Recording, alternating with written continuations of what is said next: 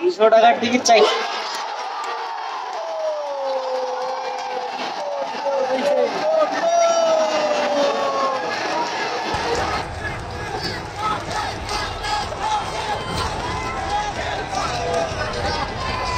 আসসালামু আলাইকুম, আমি রাব্বি ফারাবি। আমি আজকে চলে আসছি মিরপুরের মাঠে খেলা দেখতে।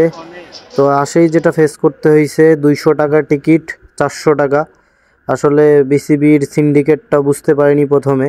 কাউন্টারেই গেছি, কাউন্টারেই 200 টাকার টিকিট 400 টাকা, কিন্তু ম্যাচ দেখতেই হবে। রংপুর থেকে চলে আসছি মিরপুরে, তাই রংপুরের ম্যাচ না দেখলে কেমন হয়, তাই আমরা দুইজন 400 টাকা দিয়েই ম্যাচ দেখতে প্রবেশ করলাম। দেন হচ্ছে মাঠের অবস্থা কি দেখুন, মানে আজকে কি বলবো, আজকে রংপুর ভার্সেস চট্টগ্রামের ম্যাচ। রংপুর 212 রানের টার্গেট দিছে, তারপরে হচ্ছে চট্টগ্রাম ব্যাটিং করতেছে।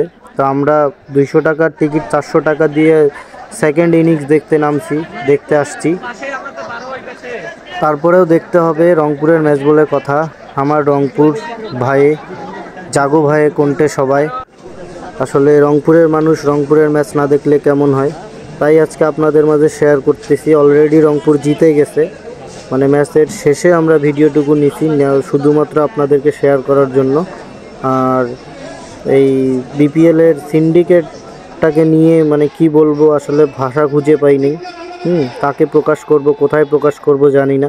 তো এখানে একটা জিনিস মানে ভালোভাবে বুঝতে পারছি, ম্যাচের ভিতরে বা বাহিরে যারা সিকিউরিটি বা পুলিশ বা যারা এই মিরপুরের মাঠের কর্মচারী আছে, সবাই আসলে টিকিটের সিন্ডিকেট। আসলে এখানে আমরা অসহায়, যারা আমরা খেলা দেখতে আসি দূর থেকে, আসলে নিজ নিজ এলাকার খেলা দেখার জন্য মানে এক্সট্রা একটা ভালো লাগা কাজ করে, সেক্ষেত্রে আমাদের আশা। তারপরে আমরা এই সিন্ডিকেটের শিকার হই। আমরা জানি না কিভাবে এই সিন্ডিকেট থেকে বের হব, টিকিট সিন্ডিকেট থেকে বের হব। তবে বিসিবির উচিত মানে এই খেলাগুলা যে হাই ভোল্টেজ ম্যাচগুলোতে মানে টিকিট দেরিতে বা যেখানেই পাক না কেন টিকিটটা একদম ন্যায্য মূল্যে দেওয়া। কারণ আমরা অনেক দূর দূরান্ত থেকে এই খেলাগুলো উপভোগ করতে আসি। বিসিবির উচিত এই টিকিট সিন্ডিকেট থেকে তদারকি করা এবং সবাইকে মানে সুস্থভাবে খেলা দেখার সুযোগ করে দেওয়া। আর এদিকে দেখুন, একদল পাবলিক মানে মাঠে খেলতেছে, সাকিব এবং আরও যারা সিনিয়র প্লেয়ার আছে, কিভাবে তাদেরকে বিরক্ত করতেছে। সাকিব ভুয়া, এই সেই, হ্যাঁ, কেউ চিল্লাচ্ছে হ্যান্ড্রিক্স, এটা সেটা, মানে নানান কথা হয়। তো যাই হোক, আমার মানে এই 2024 বিপিএলের মানে এটুকুই ছিল ম্যাচ দেখার এক্সপিরিয়েন্স, তাই আমি এখান থেকে শেয়ার করলাম।